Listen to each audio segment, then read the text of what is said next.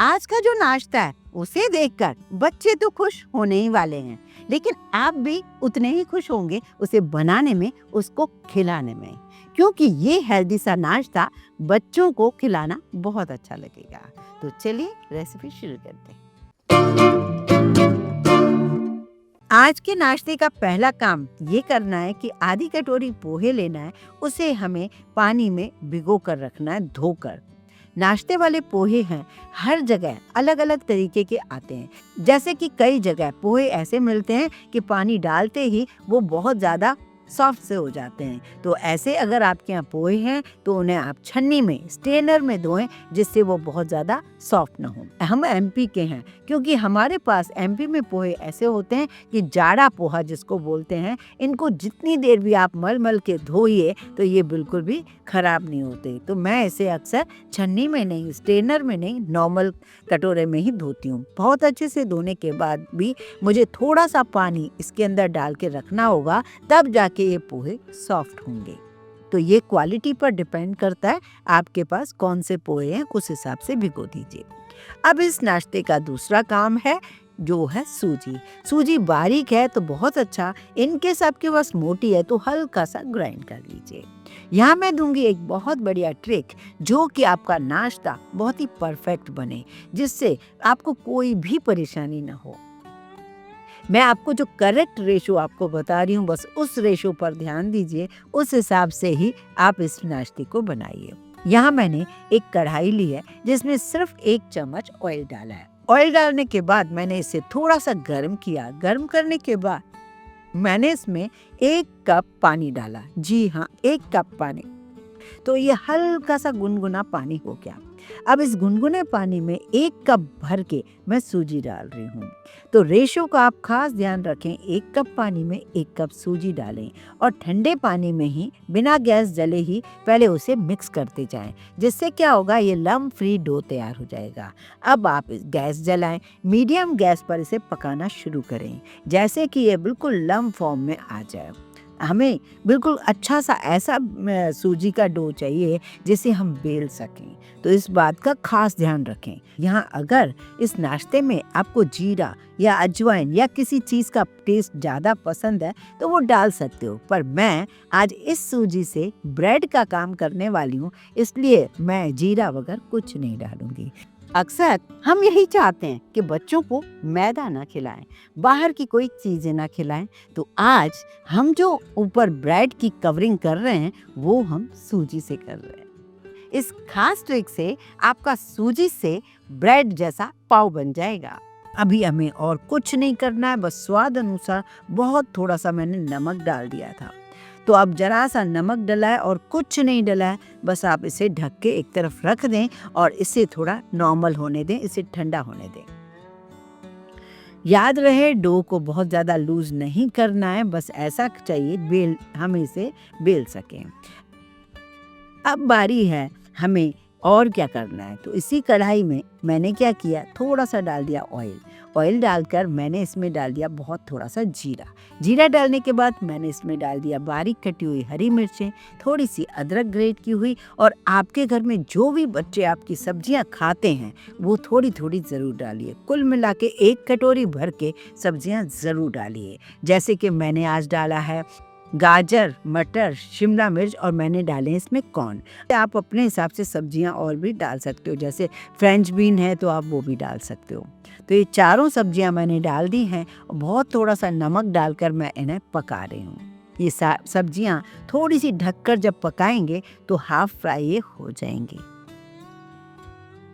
अब बारी है, इसमें हम डालने वाले हैं बॉईल किए हुए आलू। मैं 4 बॉईल किए हुए आलू डाल रही हूँ, जिसे मैंने हाथों से ऐसे क्रश किया हुआ है। अब इसमें हमें डालने मसाले, जैसे कि मैंने डाल दिया दोनों तरीके के लाल मिर्च, थोड़ा सा जीरा पाउडर, बहुत थोड़ा सा हल्दी पाउडर, अमचूर पाउडर ज़रूर डालें, बहुत स्वाद आएगा। मसाले भी अपने अकॉर्डिंग आप डालिए। हमें इस मसाले से बनानी है कटलेट, तो आप अपने अकॉर्डिंग बनाइए। वेज कटलेट जो होती है ना, बस वैसी बनानी है। और मैंने डाल दिया स्वाद अनुसार नमक। बस सारी चीज़ों को मिक्स करके आपको क्या करना है, थोड़े मैशर से आलू के लम्स को प्लेन कर दीजिए, जिससे हमारी कटलेट का शेप बहुत ही परफेक्ट बन सके। सारी चीज़ें मिक्स करें, तब आखिर में डाल दीजिए वही पोहे जो कि आपने भिगो के रखे थे। अभी आप देखिए पोहे में बिल्कुल भी पानी नहीं है, मैंने पानी जबकि एक्स्ट्रा छोड़ा था। तो अलग-अलग क्वालिटी के पोहे होते हैं, उस हिसाब से आप पानी यूज़ कीजिए।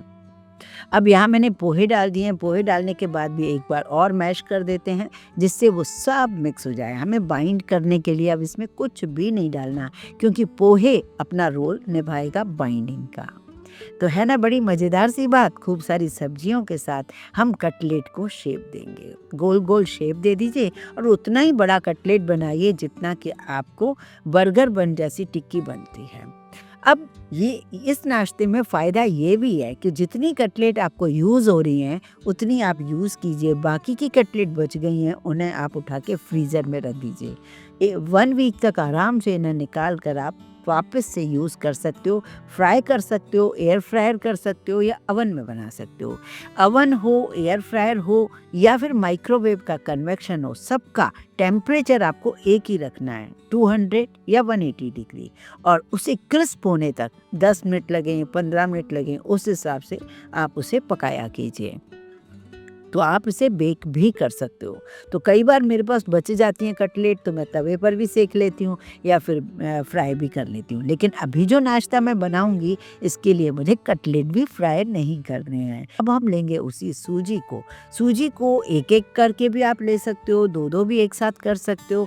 आपको बस थोड़ा-सा हाथ में ऑयल लगाकर इसे बेलना होगा। बहुत मोटा भी नहीं चाहिए सूजी का पीस, बहुत पतला भी नहीं चाहिए।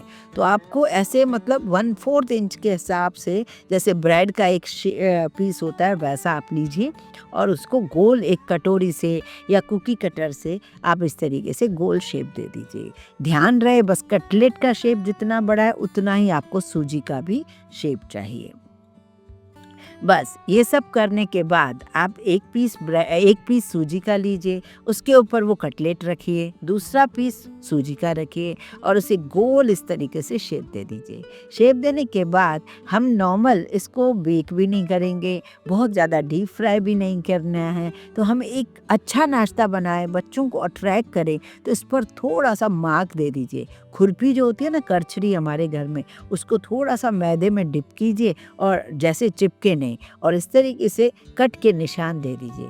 उससे इसकी सुंदरता कई गुना ज़्यादा बढ़ जाएगी। अगर आपके यहाँ तवा ऑलरेडी ग्रिल तवा है तो आप उसमें ही बनाइए, फिर कोई दिक्कत नहीं।